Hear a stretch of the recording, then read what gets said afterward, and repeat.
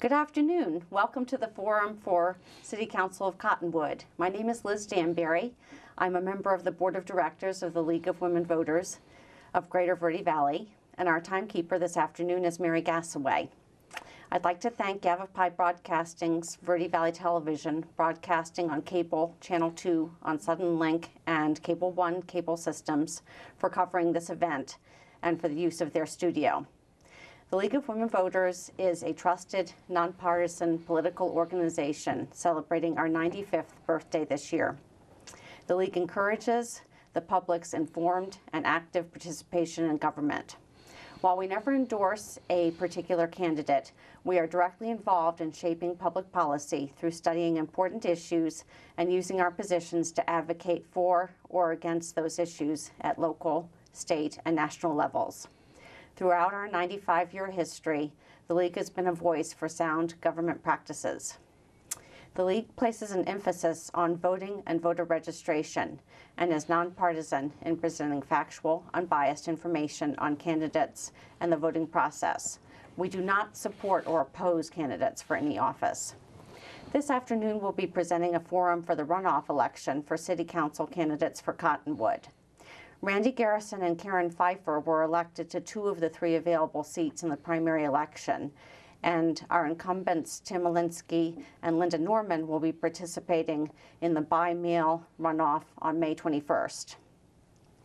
The format we're going to follow is that each candidate will have 2 minutes to introduce themselves. Then each candidate will have 2 minutes to respond to questions submitted by the public, and then the candidates will close with a 2-minute final statement. Our timekeeper is going to give the candidates a stop sign when it's time for them to stop. So we will start now with opening statements, and let's start with Linda Norman. Thank you, Liz. I'm Linda Norman, and I am rerunning for City Council. I am currently in my 8th year as a council member. I am retired and have time to commit to whatever is needed, and I enjoy doing the work for the council. I guess actually my 8 years experience would be my qualifications because I've been quite busy. Some of the things that I've been involved in, I serve on the Verde Valley Transportation Planning Organization, and I am now the chairperson for that. It is a organization where all of the entities in the Verde Valley get together and talk about their projects, like their street and road projects. The county's even involved in that meeting, and everybody kind of brings the other entities up to date, what's going on in their community. And there's even times when all of the entities work together for funding or that kind of thing. I also serve on the Verde Valley Regional Economic Organization as a board associate, and I've been involved with the CAT and Verde Links systems off and on for the last 6 or 7 years. I go to meetings with staff and other entities regarding those issues. And I've even been attending some Catholic charity meetings where they're talking about and working on their transitional housing program. So it's been a lot of fun, and I've really enjoyed it. It does take time, but I have it because I am retired, so I'm enjoying myself. Thank you. Thank you. Mr. Alinsky? Thank you. First off, thanks for the opportunity to be here. Thanks to the League of Women Voters and Yavapai Broadcasting for hosting the event. And most importantly, thanks to the citizens at home taking time out of their day to learn more about the candidates. As a bit of background information, I'm born and raised here in Arizona. I grew up just north of Payson on the East Verde River. I've lived in many states across the West. I've always called Arizona home, and I'm proud now to live in Old Town with my wife. Cottonwood is at a crossroads right now, and the momentum of growth that we experienced in the early 2000s is at a lull right now, and this has given us an opportunity to take a breath, reflect on where we have been, where we are now, and where we're going. The economy and the environment is changing, and I feel that Cottonwood can either embrace the changing economy and be progressive leaders of environmental issues, or we can continue on business as usual and allow the interests of growth to change the direction of our community. And there are big and serious issues right now facing Cottonwood. There are issues related to water, there are growth issues, infrastructure issues, to name a few. And this lull that we're experiencing right now is just the calm before the storm, in my opinion. I think the single most important thing that we can do right now is to get ahead of that storm and as a community work together to decide which direction we want to take Cottonwood and move it forward in that sustainable direction. To do this, we need strong leadership and we need an active and engaged community. Now, I can offer experience. I've been on council for over 7 years now. Prior to that, I served on the Planning and Zoning Commission. I formed and chair the Historic Preservation Commission. I can offer dedication.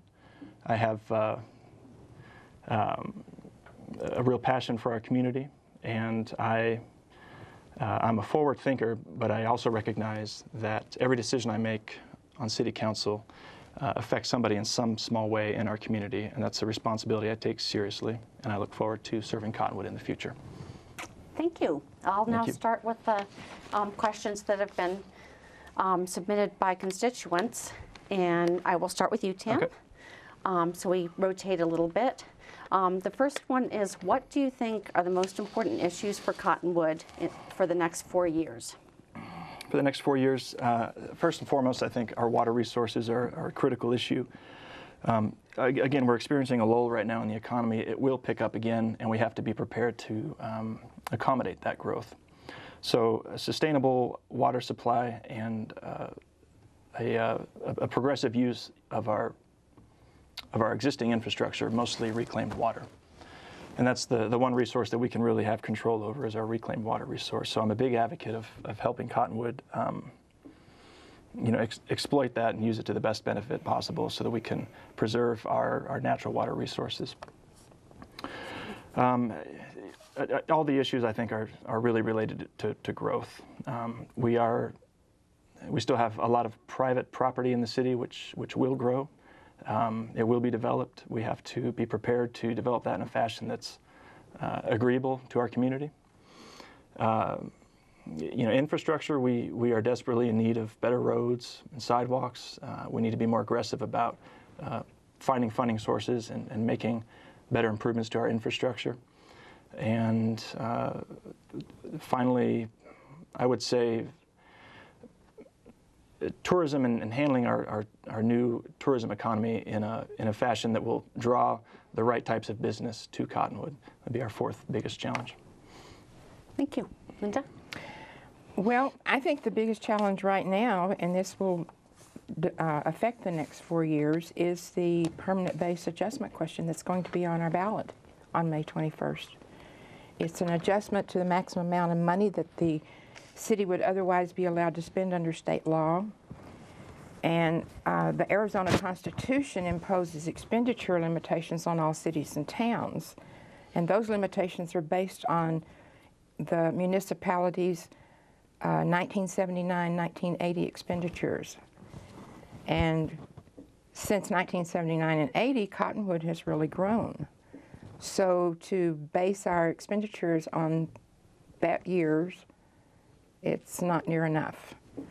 The city has added a lot of additional services, including a full-time professional fire department, a municipal water utility, a wastewater collection and treatment system, a public library, a public transportation system, a municipal courthouse, a state-of-the-art rec center, and a wide range of recreational programs.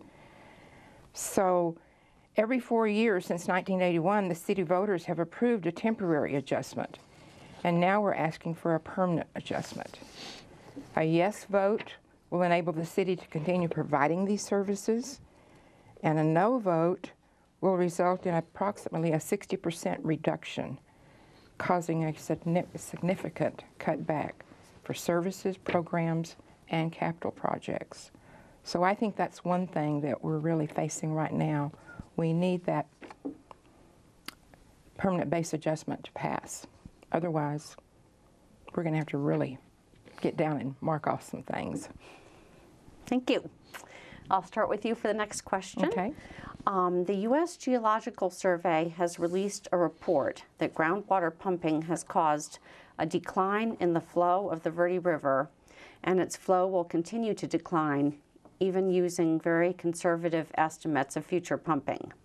How will Cottonwood work with stakeholders throughout the watershed to ensure we keep the Verde flowing? We have a gentleman that is our natural resource person for the city of Cottonwood, and in fact we just are always hearing different scenarios of these reports.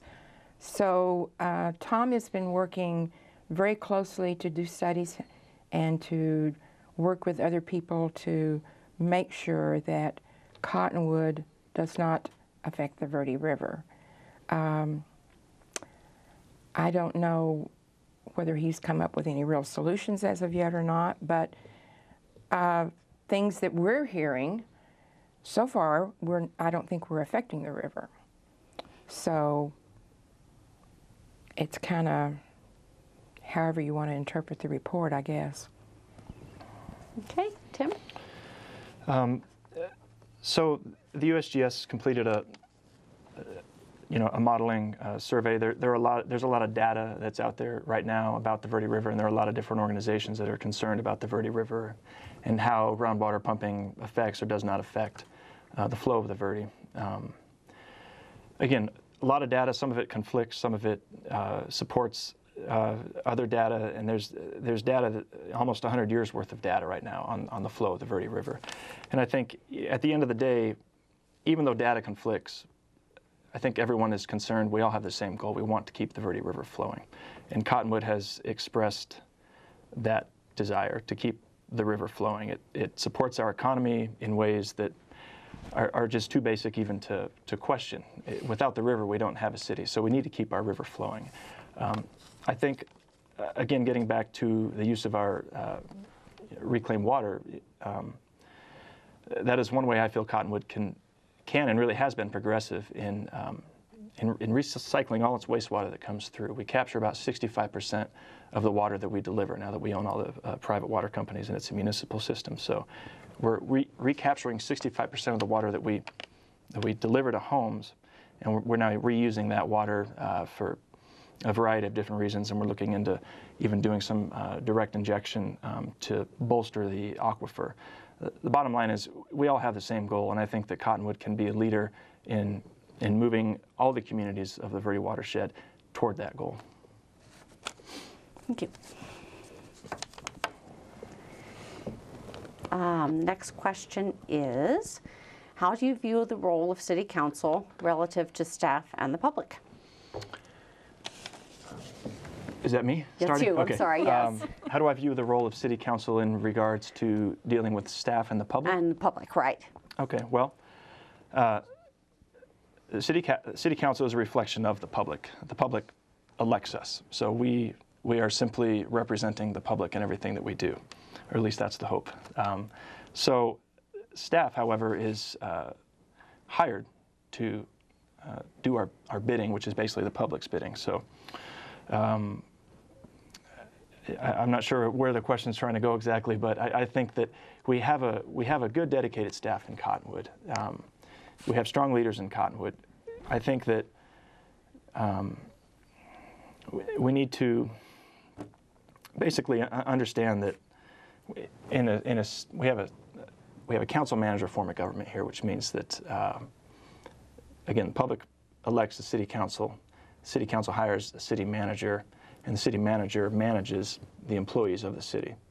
However, there still is a link between the public council and the employees who work for the city. So I guess I'm really struggling with the question here, obviously, but we're all civil servants, essentially, and we're all trying to do the best that we can on behalf of the citizens. Thank you. I'm done. Linda? Well, yes, our city manager is in charge of the employees, and he has general managers over the different departments. So if for any reason we have a concern as council members, we go to the city manager and let him know what our concerns are, and then he follows through with employees or the managers. But I agree that we do need to listen to the public and listen to their concerns, and then if there is something that needs to be talked about, then we need to be kind of the liaison to carry that information to the city. But I don't know either for sure just how they want that answered or what they're expecting out of that, but there's kind of a chain of command there that you have to kind of follow, so that's the way we do it. Thank you.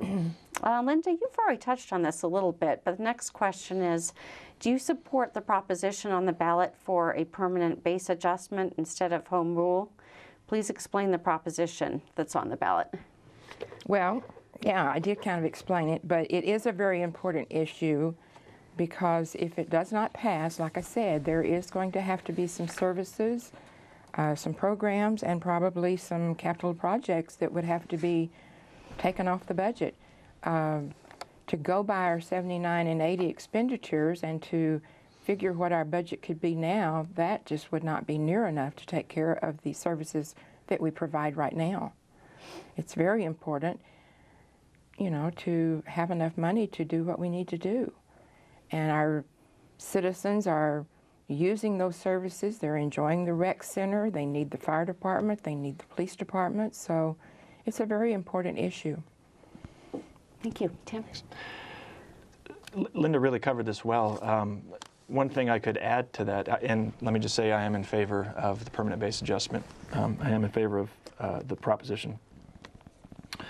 Again, as she stated, this is really a result of the legislature years past. So in that time, as Linda indicated, the city's grown quite a bit, taken on you know, the private water companies and the rec center and everything else that Linda has mentioned. The interesting thing to note is that it doesn't change the city's taxing ability. We will still collect the taxes. It will just be put in a bank account. We can't spend it.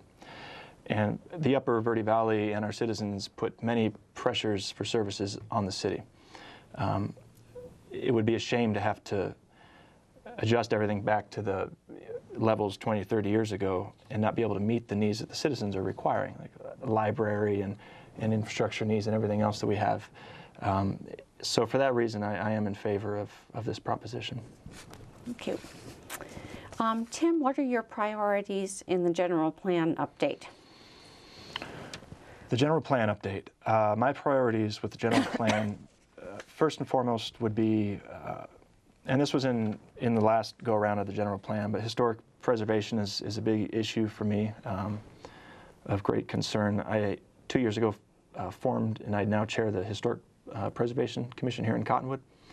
And the goal is really to preserve and celebrate our historic neighborhoods that we have in Cottonwood. We have quite a few, and we have a lot of landmark properties which can be great economic engines.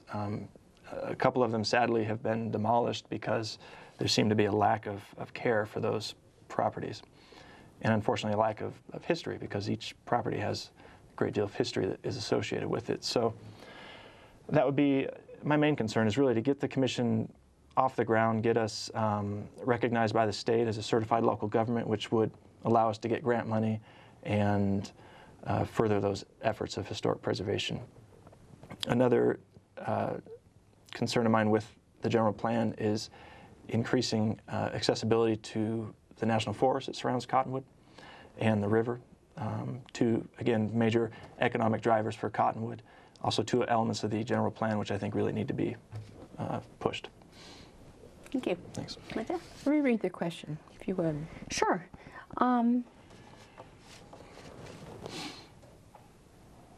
What are your priorities in the general plan update?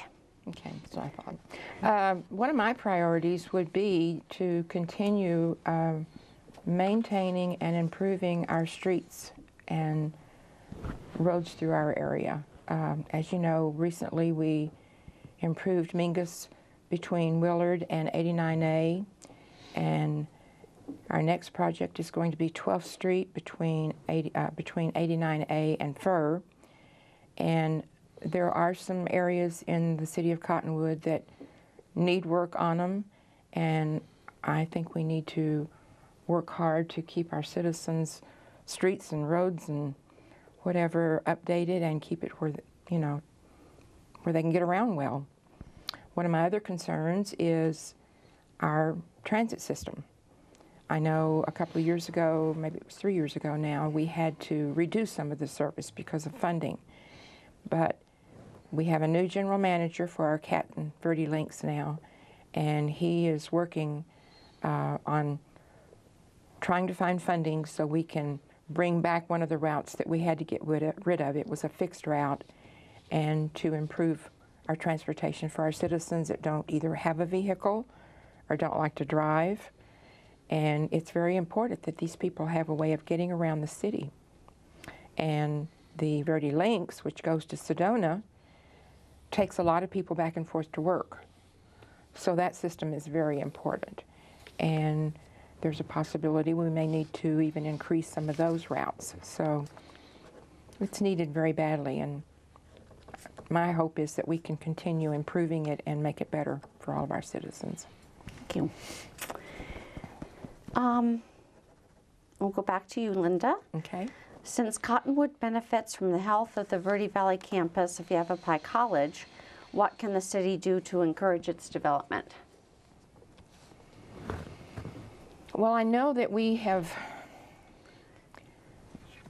been very much in favor of them developing what they have so far. I know right now they are doing their vineyard, and they've done their expanded in providing courses into vine growing and producing wine and all of that. So I know they are growing, and I think that's great for our area.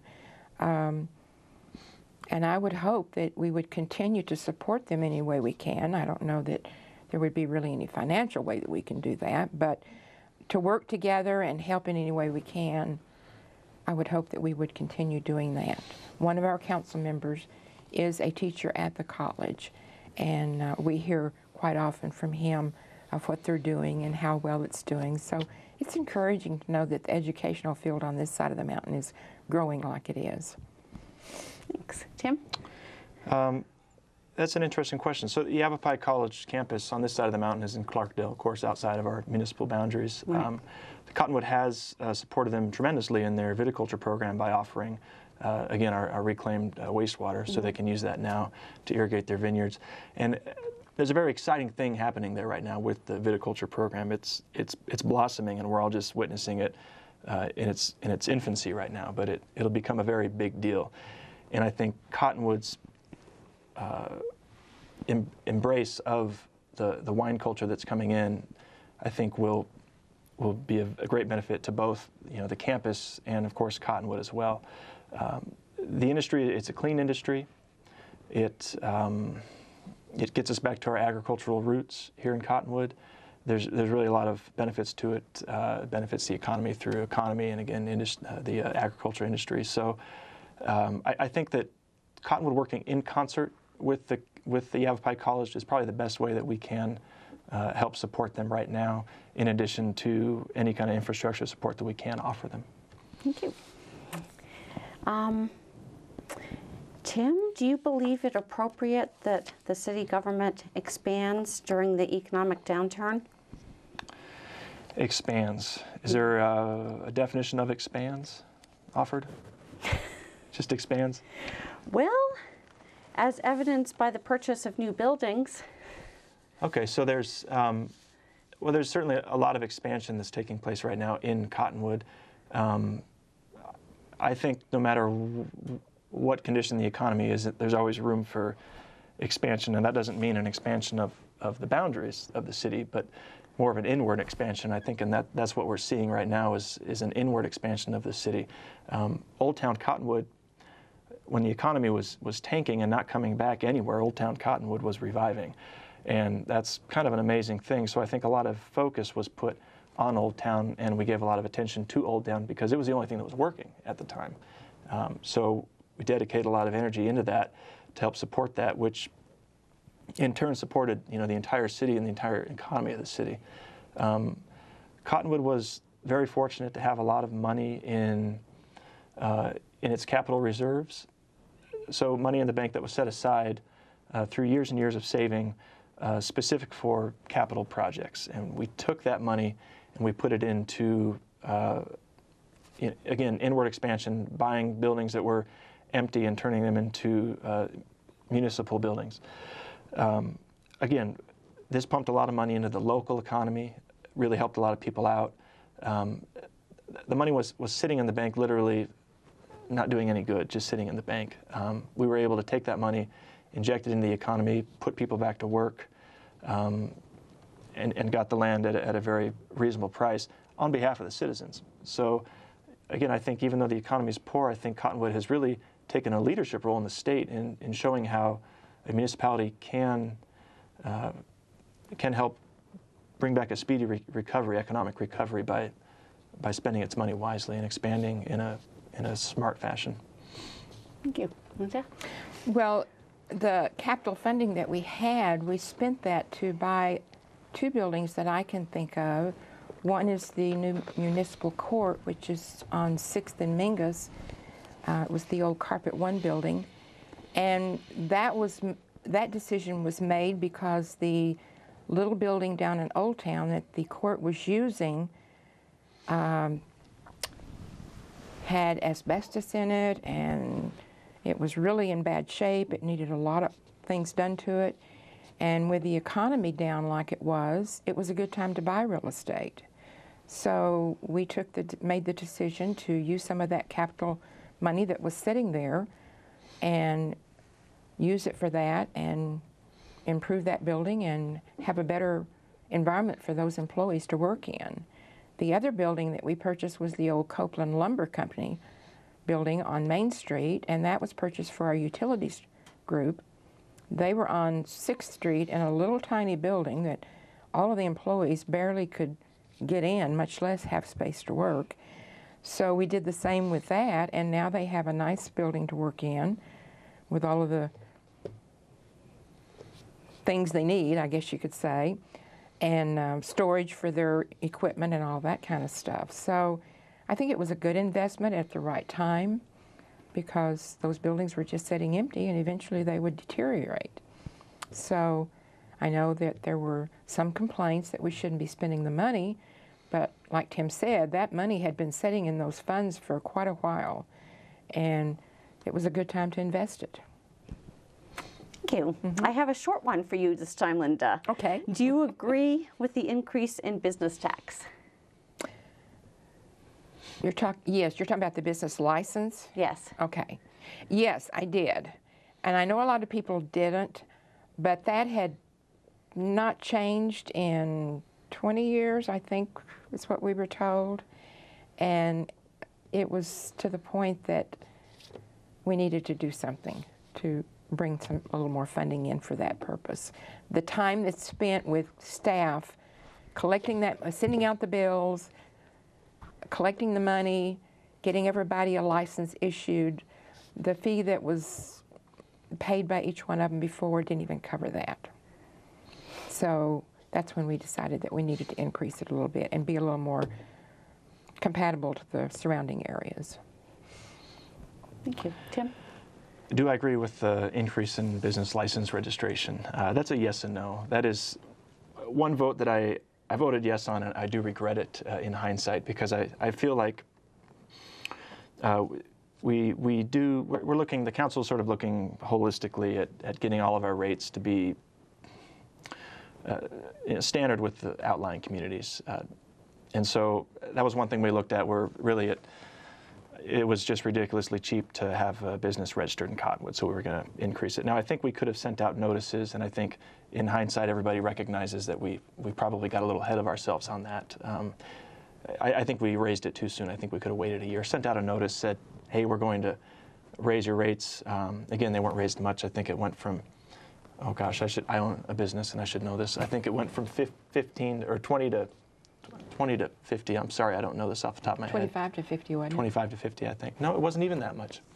Anyway, it was, percentage-wise, it was a big increase, but actual dollar-wise, it really wasn't that big an increase. Again, I think we could have handled that situation a little better. However, there are some good things that came out of that decision. One of the things that I pushed for was to have all businesses that are registered in the city of Cottonwood listed on the city's website in order of the service that they provide. So you can now go to the city's website. If you're new to the area or if you live here, you don't want to go to the yellow pages, you can say, I want to know what Cottonwood business I can support. So I can go to the Cottonwood website, look for shoe business. I want to buy my shoes in Cottonwood. You can go to the Cottonwood website, and under merchants, you'll see all the businesses that are registered in the city of Cottonwood. So it was something we didn't have before. We have it now, and I think that's at least one good thing, and a way that we could show, even though we did increase the business registration fee, we still do support our local businesses. Thank you. Tim, at a time of widespread food insecurity, what's your opinion of a food tax? Food tax. Good question. Yeah, we do charge a food tax. I was actually saddened to hear that. I was kind of shocked to hear that we did have a food tax. I should know that it's a fairly regressive tax. Now,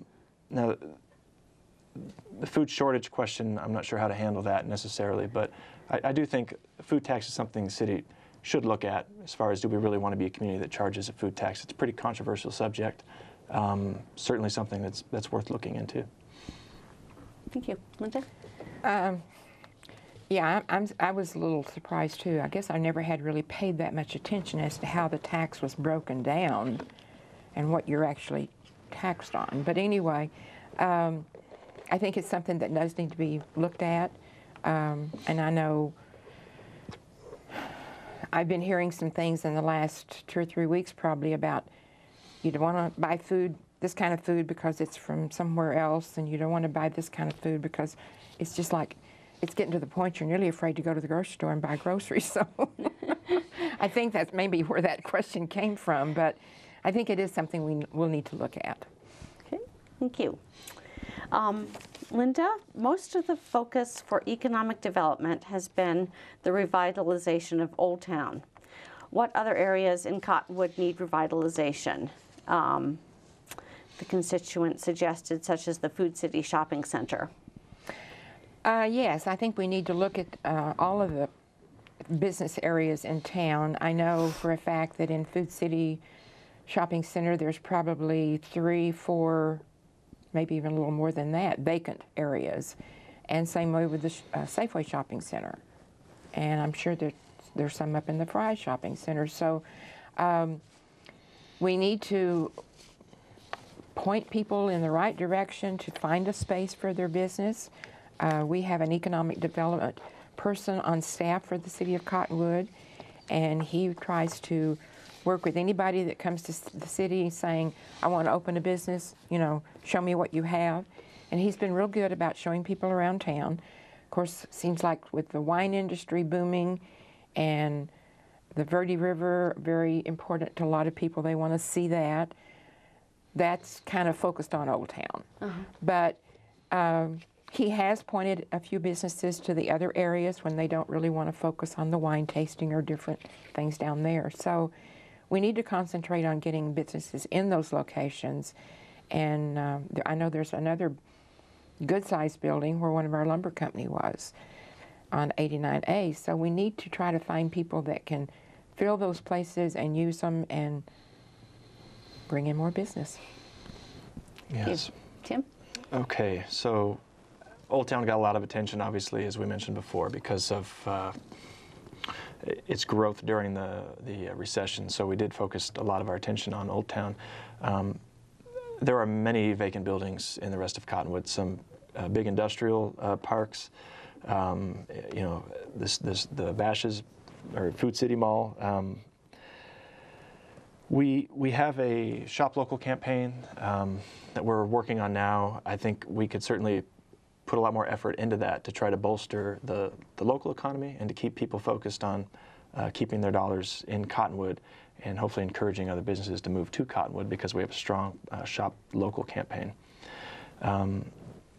Again, it's really an unfortunate side effect of the recession, and I know it's difficult to see so much growth in Old Town and a decline in the rest of Cottonwood.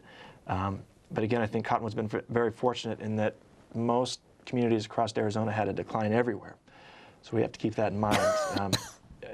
At least we had some growth in an area of our community. Now, as the economy recovers, I do expect to see growth occur in the other areas. I think it will be difficult to fill the larger industrial spaces that we have, which are empty right now. Again, I think supporting the airport is a huge thing that we can do. Recently got our, I think, NAMWA certification, where we can, I hope I said that correctly, where we can get in jets now, corporate jets. That'll be a big deal in attracting businesses, not large businesses, but businesses that are large enough to fill some of these larger industrial spaces that we have, which are empty now. I really hope in the next 5 years we'll see all of those spaces begin to fill up. Thank you. One final question. Tim, you're both incumbents and have served more than one term on the City Council. What new project, not ongoing and not part of the strategic plan, will you push the city staff to work on and the City Council to approve during the next 4 years? Excellent question. A new project. I have a lot of projects in mind, obviously, but one thing I've been thinking of recently that I haven't given any attention to on council is the concept of river access points in Cottonwood, again, as a means of celebrating our river. There's the Verde River that runs through Cottonwood. We need to know it's there, celebrate that it's there, and in that way we'll promote the effort to preserve it and keep water flowing in it. So I think river access points, which would be used by kayakers, boaters, fishermen, and naturalists, I think would be a good opportunity to put Cottonwood on the map as far as being progressive and supportive of its river and bolster the economy. That's something a new project out of the hat that I'd like to kick off in the next 4 years. Thank you. Thanks. Linda? One of the things I would like to see us try to accomplish, and I know there's been some talk about it, there might have even been a meeting or two about it, is like a youth center, teen center, something for teenagers to go to. Now, I know there's a lot of them that probably go to the rec center, but then you've got some of the kids in our area that either their parents are not members and they don't really have enough money to afford them to have a membership. Of course, I think there is a day pass that you can go on. But just a place where the kids can go and hang out rather than roaming the streets and hanging out in the streets and in the yards. And I would just love to have some place for them to be, that they're safe, and maybe have a little supervision, but have things to do and to keep their interest. Linda, the next question is for you. Okay. Could you please give us an update on the status of the state trust lands annexation? Oh, wow. We haven't really had an update on that in quite some time. I know we had a firm that was trying to put together some kind of a design of what we would like to see out there. And the first scenario came out with population real high, and I can't remember now the exact number. I think it was like close to 50,000, but we told them they needed to drop that and make it a more open area, more open space, and allow for the wildlife that's out there to wander through as they're used to doing. So since I haven't really heard a recent update on it, I don't know really quite any more information to give until we get another report back from them as to what they've come up with. So just kind of have to wait for that report. Okay. Tim? State trust land, just as a quick background, is land that's held in trust by the state. They need to, it acts and walks and talks like private property. They need to sell it in the best interest of the state. Primarily goes to education. So the important thing to remember about the state trust land, there's 10 square miles of it outside of Cottonwood, is that it will be developed at some point. It's a fact. Barring any great change in state constitution down at the legislature, which is probably not going to happen anytime soon. So I think my position on state trust land, and again, it's been quiet for a while. We have a plan in the works. It's just there's not really much going on. Obviously, because of the economy, there's no great need to develop it, and there's really no strong desire on anyone's part to develop it. And if it ever does get developed, again, I think the numbers are down to 12,500 units is what we've got the numbers down to right now. And that's working very closely with State Trust, whose mission is to sell it for the highest dollar amount possible. So we've got them whittled down to 12.5, which is I think very good.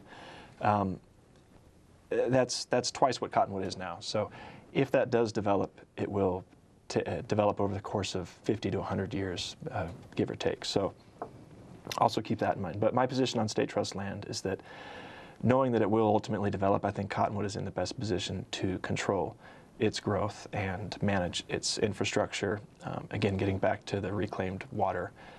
If we had a system out there where we could capture all the wastewater and reuse that again and again and again, we'll be much better off than if that land and property were developed in the county, which doesn't have control over the infrastructure.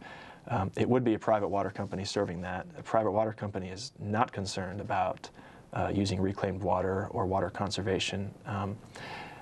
And ultimately, that land would be held by the citizens of Cottonwood, who can elect or not elect the public officials to represent them. So again, I think for greater control over that state trust land, I do believe it's important for the city of Cottonwood to pursue annexation, again, barring anything happening down at the state legislature with the reform of state trust land.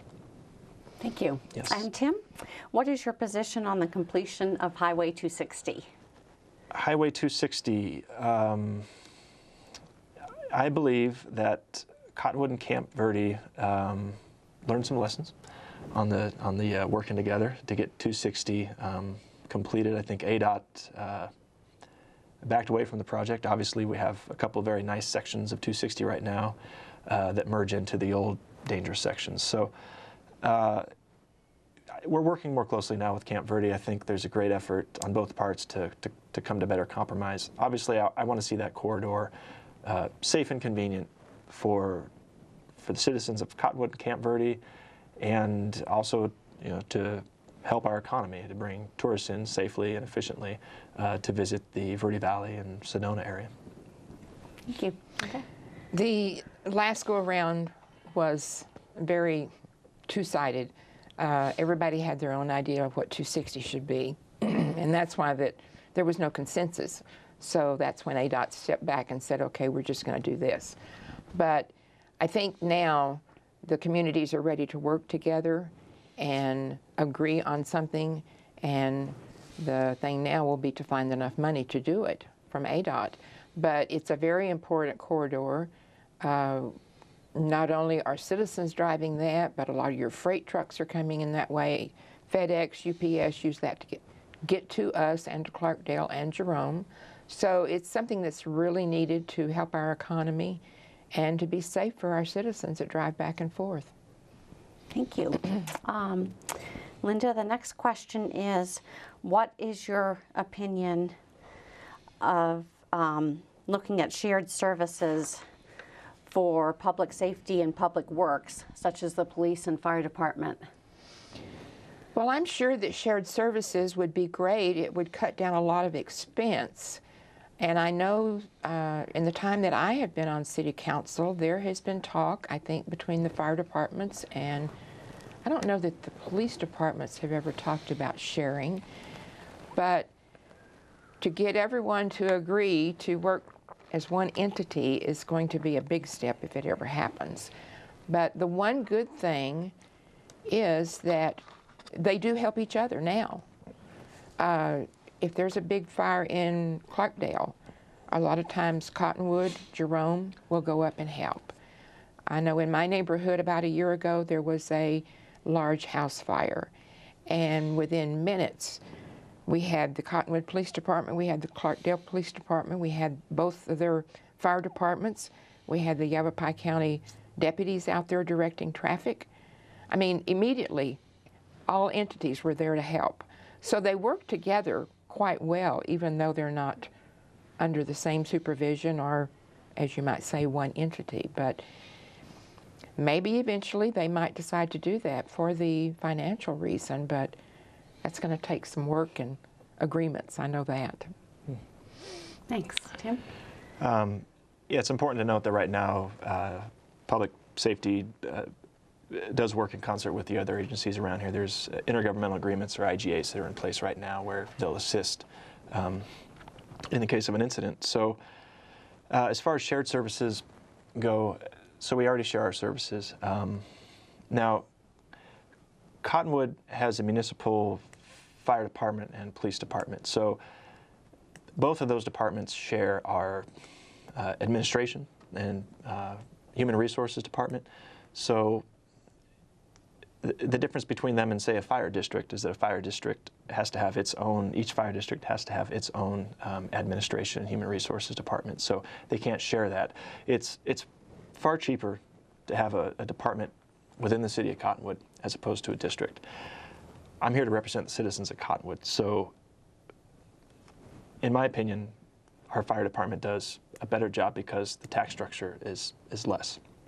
When the taxing authorities, the fire district is its own taxing authority, and when they go to levy your property, they are doing so to support not only the services they provide, but also their own administration and human resources, as I mentioned earlier. So it's a better bang for your buck to have a department within the city.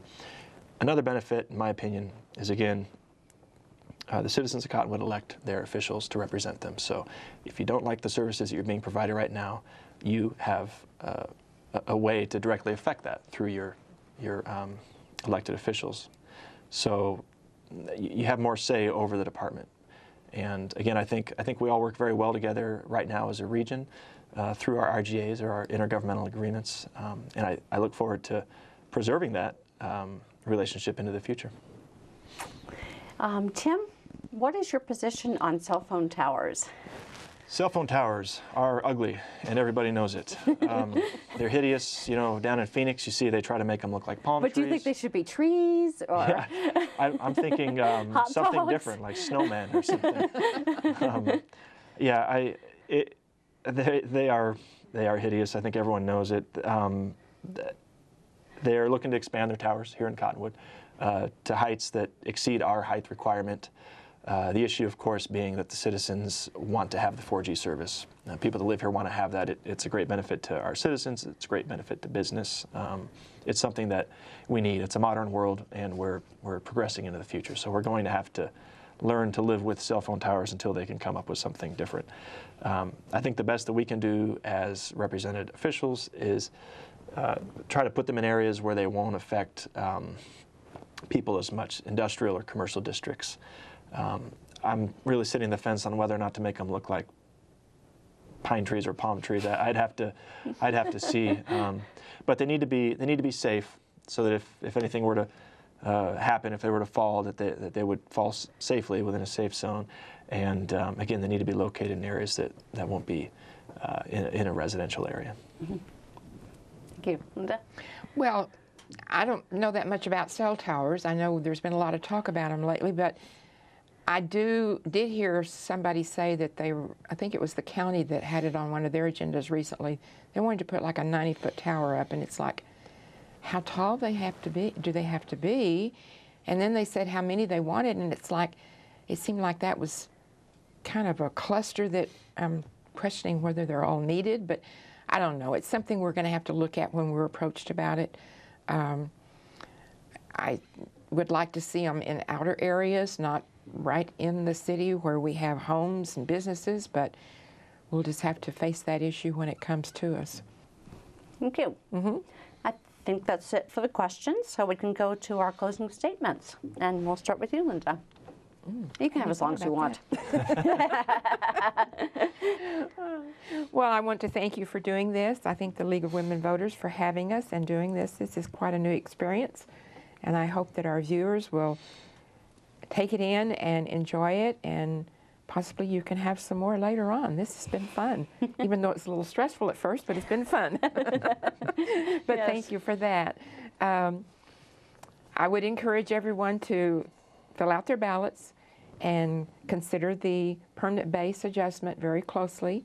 And as bad as I hate running against him, because we've been on council together, it seems like forever, make a choice.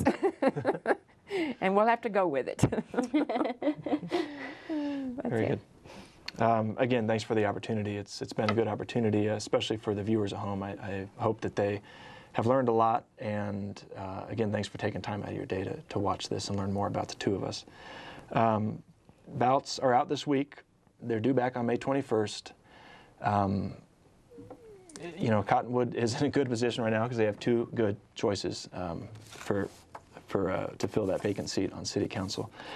Again, ballots are due back on the 21st, but your involvement really shouldn't end there because City Council meets at least minimum 3 times a month, Tuesdays at 6 p.m. We really need the public to be involved, and if you're concerned about your community and the direction it's headed, then you need to get involved in some fashion. And I really encourage public involvement. It's critically important. It's very easy to get a hold of us. There are many ways that you can become involved, and I would encourage the viewers at home to please get involved and turn your ballot in. Thanks. Thank you. Thank you. Linda and Tim, thank you for coming and participating and sharing your ideas. And thank you, Mary, for your timekeeping. And to Robin Prudham-Bauer for organizing this forum. And to Yavapai Broadcasting. Let me make sure I get this right.